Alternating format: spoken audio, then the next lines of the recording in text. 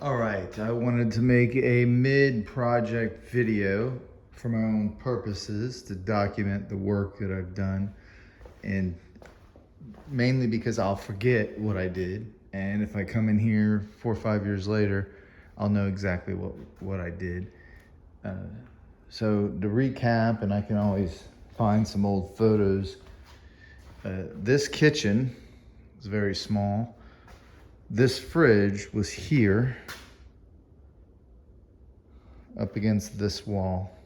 There's the back side of it, and there was a plug here. And then, this was a full wall here. And so there was 3 switches that were about this high on the wall. The one switch went into a light that was in that hole. The other switch went to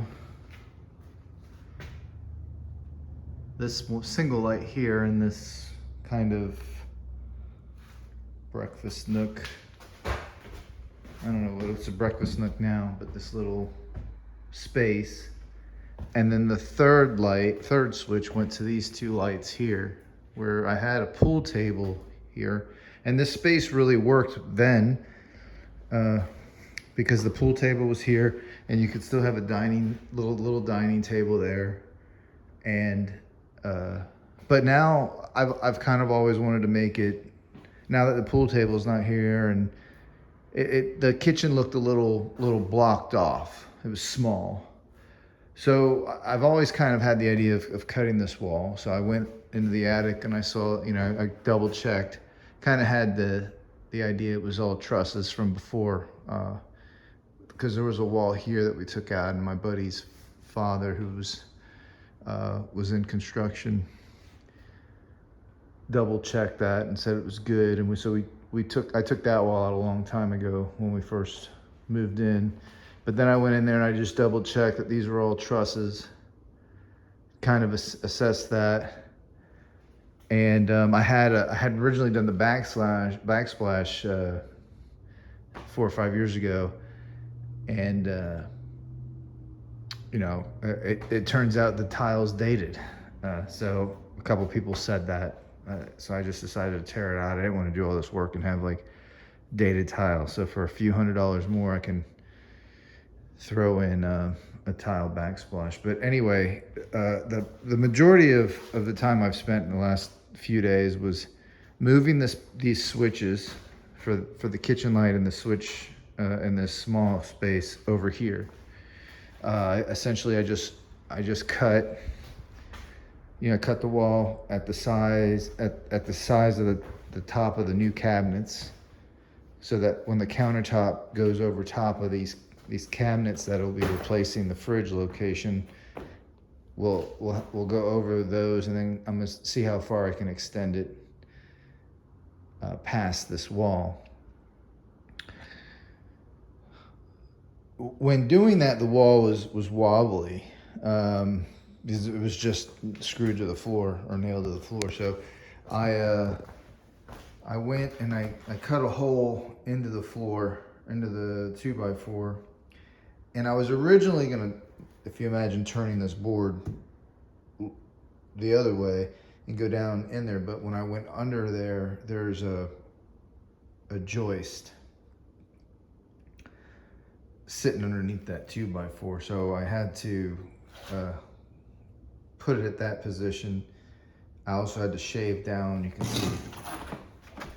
can see that this is, I routed that down to make it smaller because I just didn't have the full 1.5 inches. And then I ran these screws in here to give it support, and then I ran some screws on there. So it would wiggle a lot more than this, but it's pretty good. Then I put the top piece on. I cut all the uprights 1.5 inches down, so this was flat. And then this 8-foot piece goes all the way to the floor. Mounted it in, and I got like 2.5 pieces of wood, 2.5 inch size pieces of wood, a few of them in here, screwing to here. And then there was the other outlet here. There was the plug There's a plug here on this side for the fridge, and then there was this plug here. This plug on the fridge went to this one here, so I rerouted that plug, the fridge plug here. I came up. The wires weren't long enough, so I put a junction box, and I screwed the junction box up high so that electricians can see it if, in the event they need to come up here. Ran a wire there, tapped it, and then got new wire, drilled a hole, and dropped it down in here. And then the same with, and then that one ends, that terminates there, as you can see here. But then this one here this one terminated. But I went ahead and added wire to there, through here to that plug over here. So that was hot, that one will be hot. And then I dropped the wires here. There was not only the wire for the light in the kitchen, then this light here and this little space here. But there was the power wire that provided the power.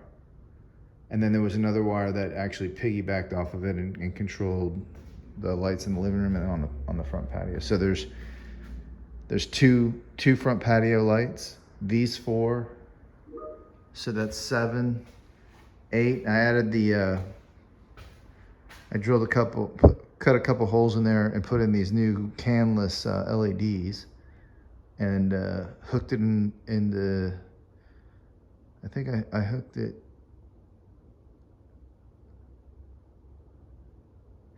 I forgot which one I started up now. I think I went this way, and I was gonna go this way because I was gonna put 2 more can lights, but instead, oh yeah, that's what I did. I fed a wire over, a 14-2. I wired in that canless, put that one up there, brought this one down, wired in that canless, and then added the other wire, ran that wire to here, and I have my electrical outlets for 2 pendant lights.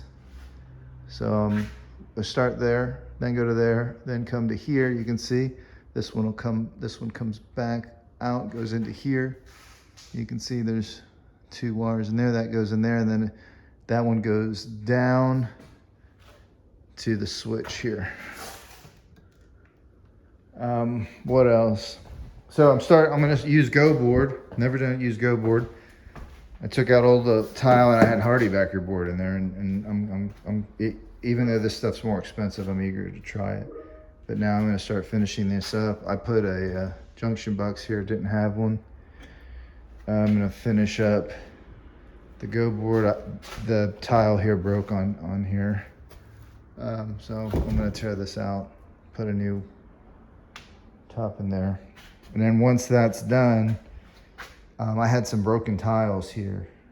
This one was broken, this one was broken, this one was broken, this one was broken, this one was not broken. And I did not have tile, as you can see here, because that's where the cabinets went. So I tore out those tiles. And then I tore out the hardy backer board, because the hardy backer board, when I was having a hard time getting it flat. It was breaking out. So I decided to cut out the bad spots, except for here. I was able to get this one relatively good. So now I have hardy backer board. I have the other stuff that I'm gonna just put a couple sheets down here. And then I'm gonna put these tiles, excuse me. I'm gonna put replacement tiles. I have a few extra from before, and then I'm just gonna put some other random tiles back here underneath the cabinets to kind of get the same height all around. And then then I can start installing the cabinets. And I'll come back once the bottom cabinets are in. I'll start getting quotes on countertops, and then get the uppers in, and then tile the backsplash. I think that's, and I think it's gonna be a lot better, because it's now gonna tie this the space into one piece, right? Instead of before, it almost looked compartmentalized. Even when I took that wall out, it's this one here, the original, it still looked compartmentalized. But yeah, and then, you know, I've got to do some drywalling, some thin set, and I'll circle back. Thanks.